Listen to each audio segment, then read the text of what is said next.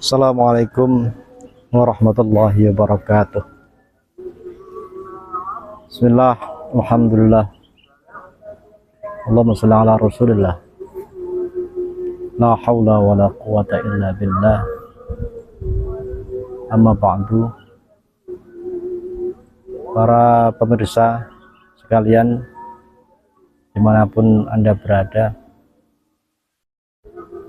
kalau kita menjawab pertanyaan tentang apa sebenarnya arti dari meraih kemenangan yang sejati, ada banyak jawaban dan tentu dari berbagai macam level masyarakat yang ada, jawabannya akan berbeda-beda. Tagline meraih kemenangan di Hari Raya Idul Fitri setelah sebulan lamanya kita menjalankan ibadah puasa ini menjadi tagline yang sering didengar di mana-mana. Kemenangan bagi seorang pelajar tentu saja seberapa tinggi ia meraih prestasi. Kemenangan seorang ayah misalnya adalah ketika dia berhasil bertanggung jawab untuk melangsungkan kehidupan rumah tangganya. Keberhasilan seorang pedagang misalnya, atau kemenangan seorang pedagang misalnya ketika ia memperoleh laba yang banyak, kemudian memastikan bahwa bisnisnya tetap lancar, berjalan sesuai dengan rencananya. Atau bahkan kemenangan buat seseorang adalah ketika memperoleh jabatan yang tinggi, memperoleh prestasi yang bisa dibanggakan.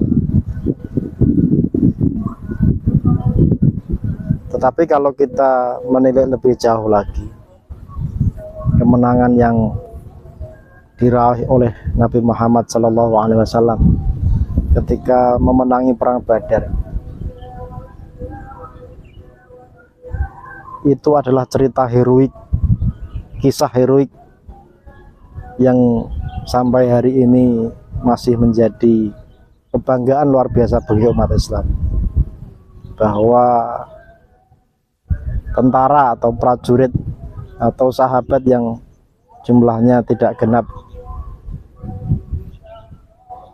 400 orang atau lebih tepatnya 313 orang itu dengan melawan musuh kaum kafir musyrikin di Mekah itu sekitar 1000-an orang, hampir 3 kali lipat dari jumlah tentara umat Islam ketika itu, dan meraih kemenangan berkat pertolongan dari Allah Subhanahu wa Ta'ala. Kemudian cerita kisah ini heroik sampai didengar oleh anak-anak kita sekarang.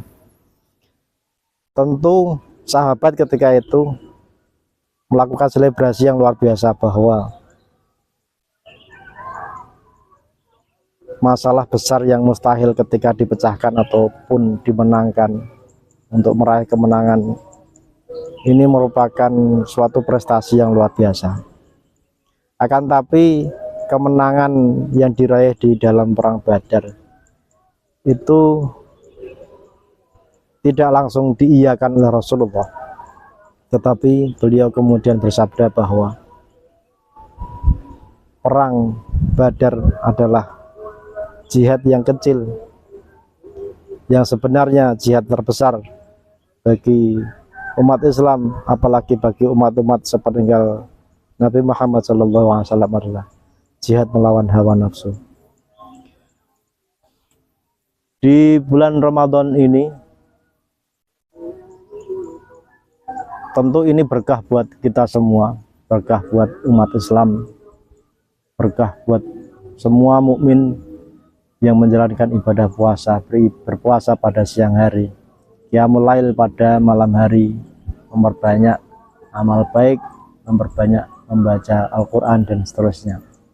Berkah luar biasa karena Allah memberi kesempatan kepada kita untuk mengasah, untuk melatih, untuk memberikan waktu dan kesempatan bagi kita bagaimana cara melatih hawa nafsu, bagaimana cara mengolah hawa nafsu itu supaya bukan menjadi bumerang yang akan kembali menyerang pada kita, tetapi menjadi senjata yang bisa kita gunakan untuk menggunakan hawa nafsu tersebut ke suatu hal yang baik, hal yang positif. Dalam surah Asy-Syams ayat 9, mungkin anak-anak santri atau siswa-siswi SD Muhammadiyah 1 Paron hampir semuanya hafal. Ayat 9 surah Asy-Syams, qad aflaha man zakkaha. Sungguh sangat beruntung bagi orang-orang yang membersihkan jiwanya. Jamaah kurma rahimakumullah, Ramadan sebagai kesempatan, ajang, media untuk kita berlatih menyelaraskan hawa nafsu kita dengan perilaku kita yang harus terkontrol, tidak mengumbar keinginan begitu saja, tapi ada frame ketika langkah kita atau lari kita terlalu cepat, atau ada gas, sistem gas yang kita jalankan supaya langkah kita tetap stabil, bukan berhenti di satu titik kemudian kita melanjutkan perjalanan dengan langkah yang sangat cepat. Tentu itu akan menguras energi. Jamaah kurma, kalau kita terjemahkan kemenangan yang sejati dalam kehidupan sehari-hari, setidaknya ada 3 hal yang dapat kita pelajari. Yang pertama, bahwa kemenangan yang sejati adalah kemenangan ketika kita berhasil menaklukkan ego kita, kemudian tidak melakukan hal-hal positif, hal-hal baik, amal soleh yang lain yang ketika di bulan Ramadan kita giat melakukannya, tetapi di bulan yang lain kita enggan untuk melakukannya. Maka kemenangan yang sebenarnya yang kedua, yaitu kemenangan ketika kita melawan rasa malas.